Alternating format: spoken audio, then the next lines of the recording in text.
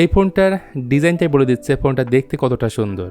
শুধু দেখতে সুন্দর না, এটার মাঝে আছে সনির ক্যামেরা সেন্সর, IP64 এর রেটিং, আই ব্লাস্টার সেন্সর এবং 6000 mAh এর হিউজ একটা ব্যাটারি। তো ফোনটা হচ্ছে আমাদের দেশি ব্র্যান্ড ওয়ালটন নেক্সজি N28। যারা এই মুহূর্তে একটা স্মার্টফোন কেনার প্ল্যান করছেন, বাজেট বেশি না, 16,290 টাকায় এই ফোনটা কেমন হবে তার একটা কমপ্লিট গাইডলাইন থাকবে আজকের ভিডিওতে।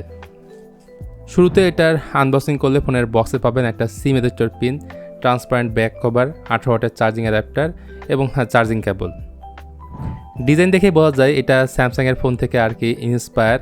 ডিজাইনটা আসলেই অনেক চমৎকার, বাট রিয়ারে 3টা ক্যামেরা মনে হলো, মূলত এর মাঝে আছে 2টা ক্যামেরা প্লাস একটি আই ব্লাস্টার সেন্সর। এই আই ব্লাস্টার দিয়ে আপনি কিন্তু অনেক ধরনের কাজ করতে পারবেন, লাইট, টিভি, এসি, ফ্যান এগুলো সহ আরও অনেক কিছুই আপনি কন্ট্রোল করতে পারবেন।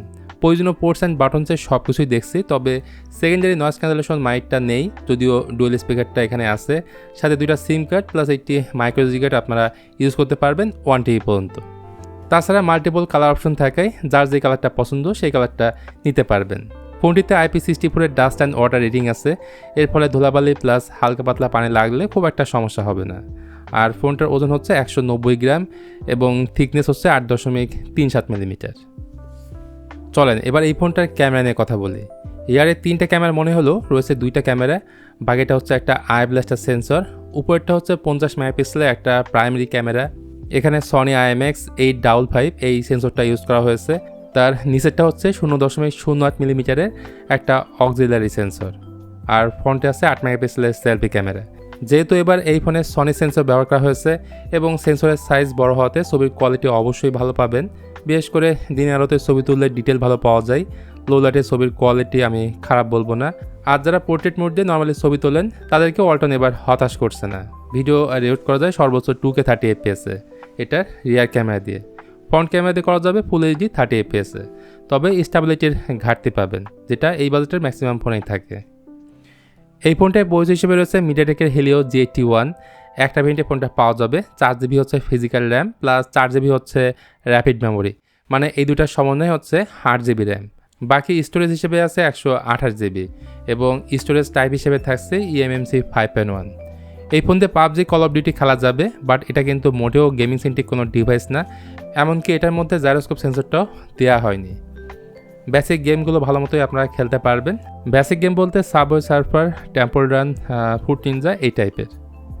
সমস্যাটা হচ্ছে 4GB র্যাম থেকে মাল্টিটাস্কিংয়ে 3-4টা বেশি অ্যাপ্লিকেশন নিয়ে কাজ করতে আপনি পারবেন না, বা করতে গেলে ল্যাগ বা হ্যাংয়ের আপনি সম্মুখীন হবেন। তাই আমার মনে হয় এখানে অন্তত 4GB র্যামের জায়গায় 6GB দিলে এই সমস্যাটা আর কি হতো না। তবে এই ফোনে অপারেটিং সিস্টেমে থাকছে Android 16, সম্ভবত নেক্সজি সিরিজে এবারই প্রথম থাকছে। আর এই ফোনে আরেকটা শক্তিশালী দিক হচ্ছে এতে থাকা 6000 mAh এর বিশাল একটা ব্যাটারি। ফোনের বক্সে থাকছে 8 ওয়াটের চার্জার এবং বাইপাস চার্জিংও এই ফোনটা সাপোর্ট করে। যাই হোক, ফোনটার সামনে রয়েছে 6.7 ইঞ্চির একটা HD+ ইনসেলের প্যানেল। ভালো বিষয়, এতে 5 হোল দিছে, যে জিনিসটা আমরা সবাই চাই। রয়েছে 120 হার্টজের হাই রিফ্রেশ রেট, এতে টাচ স্যাম্পলিং রেট আছে 240 হার্টজ। ডিসপ্লেটা কাছ থেকে দেখতে গেলে আপনি শার্পনেসের ঘাটতি ফিল করবেন। আর এটাতে পিক ভ্যালু আছে 480 নিটস, যেটা ডিরেক্ট সানলাইটে নিয়ে গেলে কিছুটা স্ট্রাগল করবে। সম্ভবত ডিসপ্লে পরিশনে তেমন কোনো কিছুই দেওয়া হয়নি। আপনারা অবশ্যই আলাদা করে গ্লাস প্রোটেক্টর লাগিয়ে নেবেন। তো ওভারঅল সব কিছু মিলিয়ে এই ছিল ওয়ালটন নেক্সজি N28, যেখানে কিছু কিছু জায়গায় অবশ্যই ইমপ্রুভমেন্টের দরকার ছিল। 4GB র্যামের জায়গায় 6GB দিয়ে আসতে পারতো। ডিসপ্লেটা ফুল HD+ হলে কন্টেন্ট দেখতে আরও বেশি প্রাণবন্ত লাগতো। এখানে সেকেন্ডারি নয়েজ ক্যান্সেলেশন মাইকটা থাকলে কল কোয়ালিটি কিন্তু আরও বেটার হতো। তো এগুলোই ছিল মূলত এই ফোনটার কমতের জায়গা। বাকি সব কিছু আমার কাছে ওভারঅল ভালো লাগছে। এখন এই ফোনটা কিনবেন কিনা এটা এখন তো আপনার পার্সোনাল চয়েস। তো এই ফোনটা আপনাদের কাছে কেমন লাগলো সেটা অবশ্যই কমেন্ট করে জানাতে পারেন। ভিডিওটি ভালো লাগলে please hit the like button, share করতে পারেন আপনার বন্ধুদের সাথে। আজকের মতো আমি মিথুন এখানে তাহলে বিদায় নিচ্ছি। সবাই ভালো থাকবেন। দেখা হবে অন্য কোনো টপিকস নিয়ে খুব তাড়াতাড়ি।